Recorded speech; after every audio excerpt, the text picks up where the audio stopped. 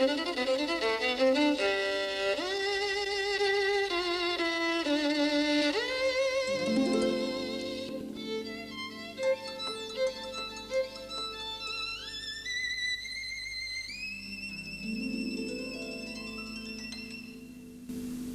making a little pen drawing, more or less in the style of Titian, of Tarquin and Lucretia, the painting I've been working on to demonstrate. Titian would make a series of studies or sketches, little doodles, in pen and ink, working very, very quickly, would make many of them in order to stimulate his imagination and to form a composition of some kind from which he could do his painting. He could do anything between 6 and 20. I mean, it varies, of course.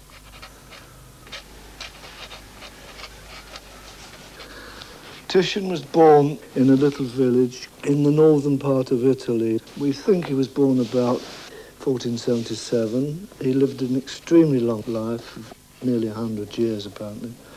And he died 1576. We know this. He had a rather posh funeral, considering the plague was in existence at that time. Titian's parents were middle class, and his father was a notary, and he sent Titian and his brother Francesco down to Venice to study in the studio of a little-known painter. His brother left the studio shortly afterwards, but Titian went on to the studio of the Bellini. The Bellinis were, of course, famous for their religious paintings on panel, mainly, practically exclusively. And he would have done enormous panels. He was a man of gigantic vision, so he painted much larger than they did in the physical sense. Enormous panels of religious assumptions, depositions, and so forth. He then collaborated with Giorgione, who was a sweet, gentle figure, different man altogether. Giorgione and Titian are the same as Rubens and Van Dyck. It's difficult to tell, technically or aesthetically, their work when they work on the same painting. Titian would have learned a great amount from Giorgione. Titian achieved incredible success in his own lifetime. He was knighted, made a great fuss of in all the courts of Europe. His work was in demand everywhere, and he was almost as successful as David Hockney is today, probably. He was obviously a liver-upper. I mean, he loved the sensuous life and frequented brothels and had orgies in his house and all that. He was terrifically passionate. Well, obvious from his work, and you can tell a painter by his passion. One can't imagine someone like Botticelli having orgies, particularly. I shouldn't imagine it's a very aesthetic life. Titian was probably a very physical man in every aspect, very strong, and therefore it shows in his work and would show in his life. Tarquin and Lucretia was commissioned by...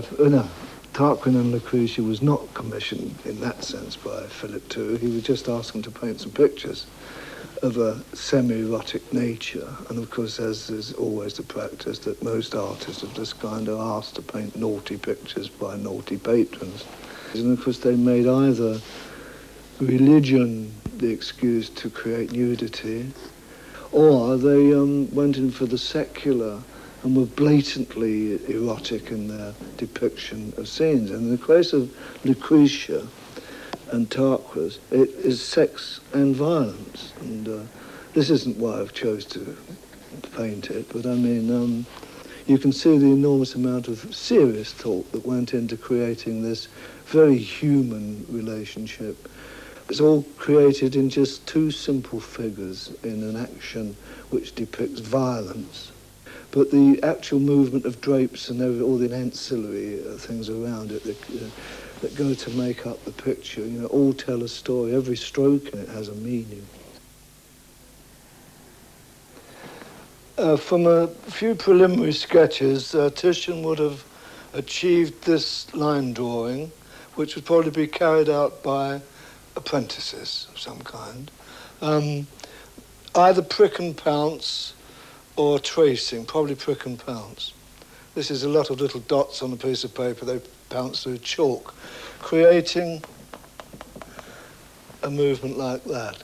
He would then most probably take an ordinary piece of white chalk and create the form in the way of very quickly the design of the picture would come as he felt that the light's falling on the body and so forth with chalk, and establishing the light and shade of the painting and forgetting colour altogether. The colour is the last thought in the mind. This canvas has been sized and primed and given a ground of red bole.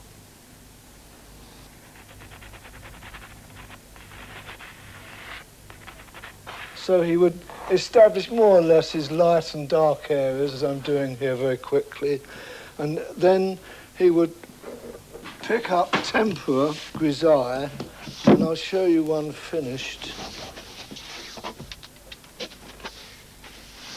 Grisaille means grey, means one tone.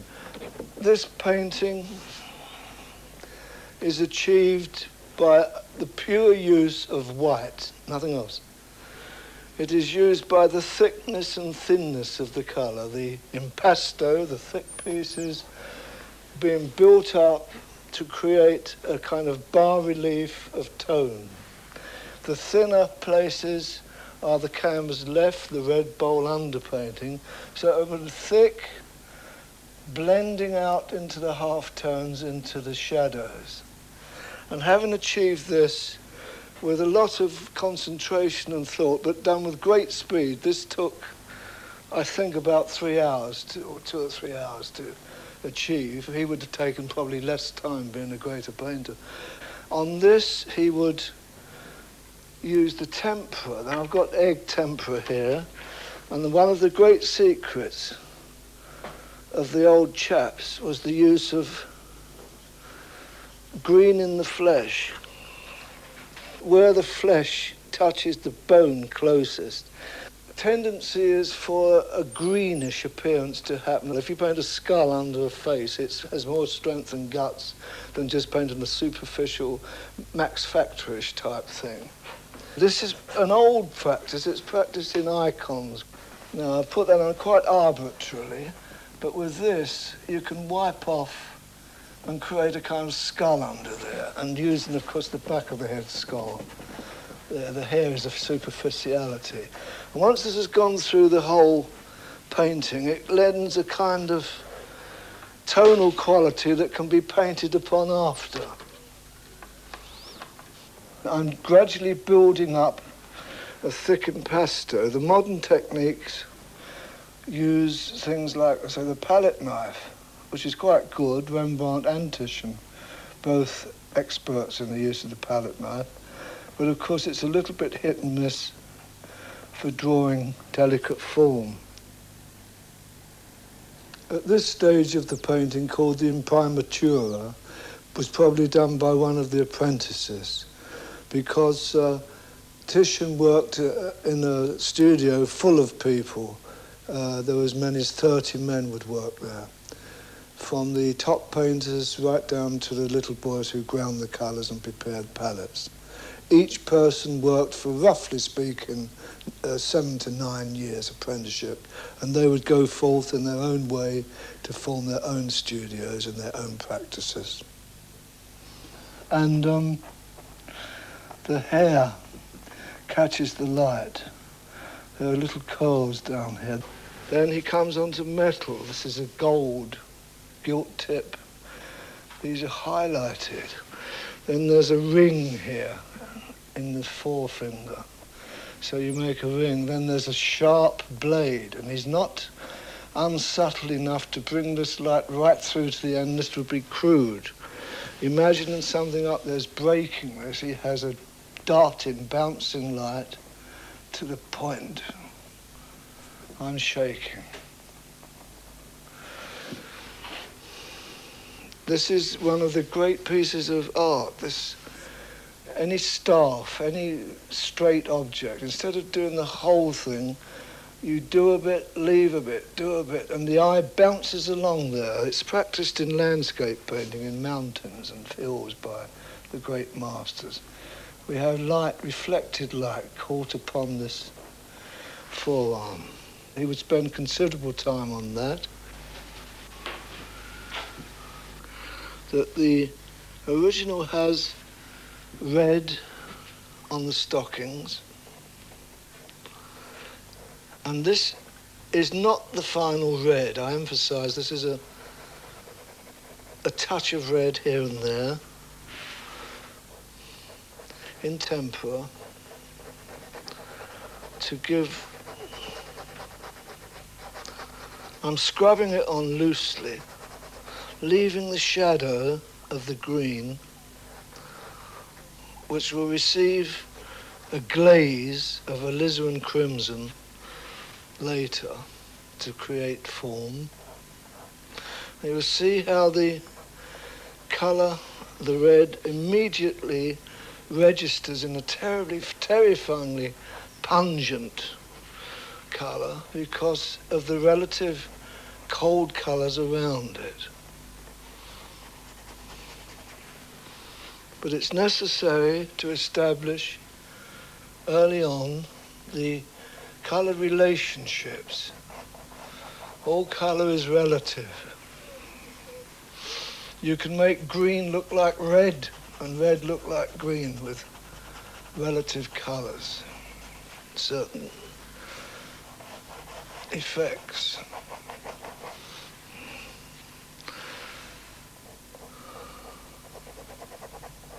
Now, all colour affects the colour adjacent to it. So as we have the red here, it will bounce back on the lady's patella there, a bit down the shin, a little warmth in here to cheer it up. And as he worked, Titian would have thought of these relationships and worked very freely. Now the shoe in the original is in fact almost a silk slipper. He leaves the sole cool. We're now going into the realms of colour and tone. Cool against warm, against cool, against warm, against cool. If we warm the outermost parts of the pillows in this warm yellow, there's no need to be too finicky at this stage. You just, because your drawing is underneath all the time, will stand up to any amount of painting. If you make mistakes, you can wipe it off. And this is the beauty of having a grisaille, a tempera underpainting. In the original, to create the form, again in yellow, there is a band running up the gentleman's breeches here somewhere. So you do that now in tempera. And there's a design there.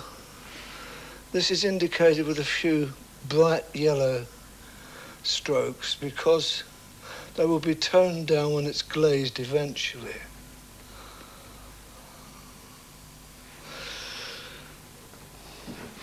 At a certain stage in the painting, when the tempera's finished, the grisaille's been made, there's an endeavour made by the Venetian school especially to establish the greys in the picture. This is done by the Bottizzar system. It's a system unique to the Venetian school in which a transparent white or other colour is applied to the painting all over in this method. This is called scumbling.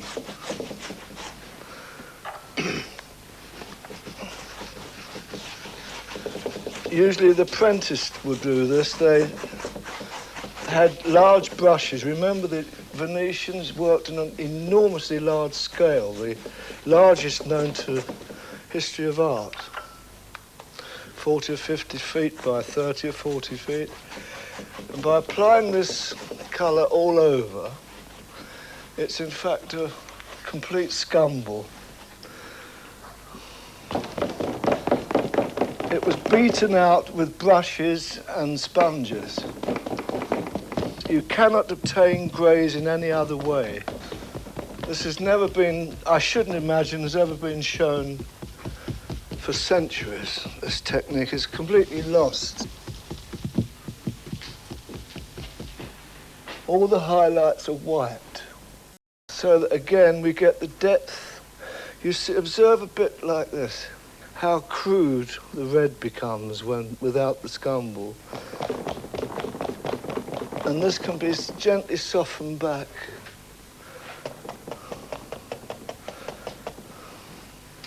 And it's up to the artist how much or how little he takes off or puts on. But by taking more time than I'm able to, you can more or less paint the picture with this scumble, which is then glazed upon after. I'm applying a glaze to the background of this painting in order to bring the figures out to the foreground a bit, also to re-establish some of the tonal qualities that were lost in the scumble, the overall scumble. It is not to be imagined for one moment that the masters worked in one coat or two coats. There were successive coats. This would have been done by probably what we'd call the first painter, you know, in the studio.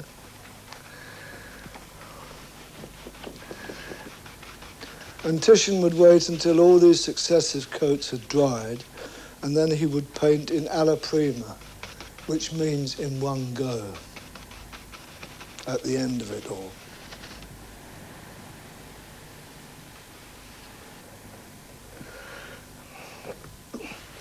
Titian would have worked in an extremely fast way, being a master, of course. They didn't muck about. And a little touch there to delineate this bit, and a lot of thickers there, you see, impasto, gives the feeling of the form of the drape. There's a little, let's call it, courtesy touch there to hide the vagina. And down here, and then the folds would be whispered in gently in the half-tone area. And the piece I put across here, initially, is avoided so that it appears that you can see through. Now, when I use, on his next coat, when he uses a more oily medium than I'm using now, that will appear more transparent with further washes. All these lights are picking up, and he played around with this so that the whole thing becomes more ethereal. This is Indian yellow I'm using now, very interesting colour. It's made from feeding cows with mango leaves until their urine is so strong that when it's dried in the sun, it forms these yellow crystals of which this is made. And so on throughout the picture. There, with the same colour, you would pick up on the highlights I placed there before to make this gold, if there's any bits of gold anywhere, like on the bracelets and so forth. Again, this is spreading the colour through the painting. And after this, you give this, all this up here would have another glaze and so on right through the picture. Then we go on to another colour, which I will show you on the next painting. We'll start by redrawing the lady. She's now in a nebulous state. These neutral colours need warming. This process was called by the ancients tinting the edges, bringing warmth into the dead flesh. It's a bit like a baby's bum, really.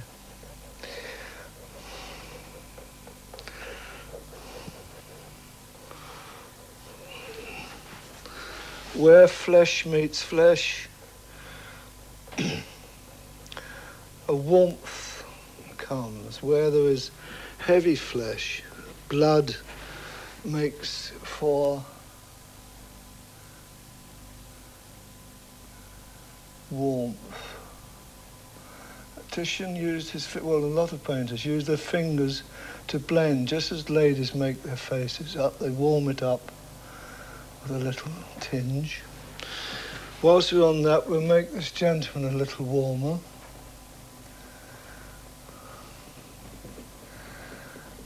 Avoiding to get it too ruddy. Now, a wonderful thing happens in all ancient paintings. They observed many years ago, centuries and centuries ago, that the extremities of the body are warmer than the other parts, except for lips and things like that. So the feet and hands are always more or less completely, at one stage, covered in red. Now, this lady's flesh is ready to take the final glaze. Well, I warmed it before. I'm now taking an intermediate tone, caressing, qualifying. And this is where Titian's knowledge of anatomy would come into play. Broadly speaking, from the underpainting of green, what I'm applying now are transparent, semi-opaque scumbles and glazes to create a kind of warmth, flesh warmth. This is where he used his fingers to smooth, to blend the colours one into another. I'm now doing a few final touches to this head. Of course, Titian would have worked much more than this. He himself said that even 40 glazes is not enough. This is not necessary to say that he did 40 glazes on everything.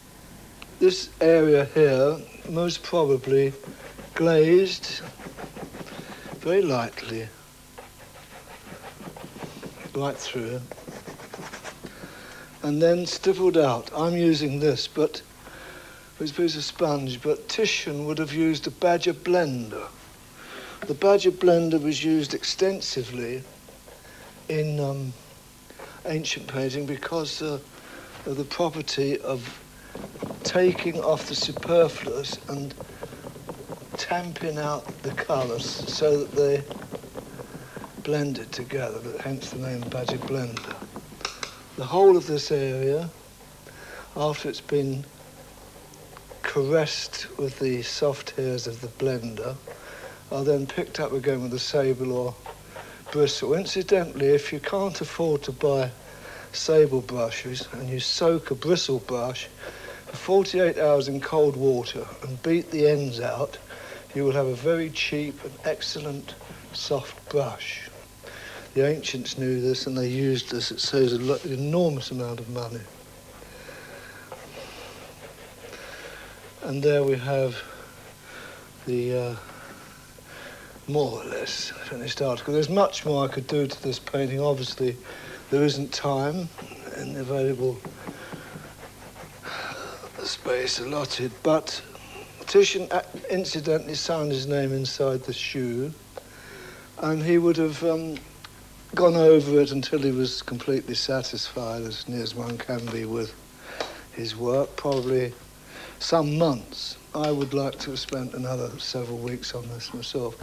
I say that because he took 3 years, apparently, to do these things, but then he had to design it and make it. It's very easy to copy a thing, so it takes much, much less time. It has meant there's no disrespect to Titian. Thank you.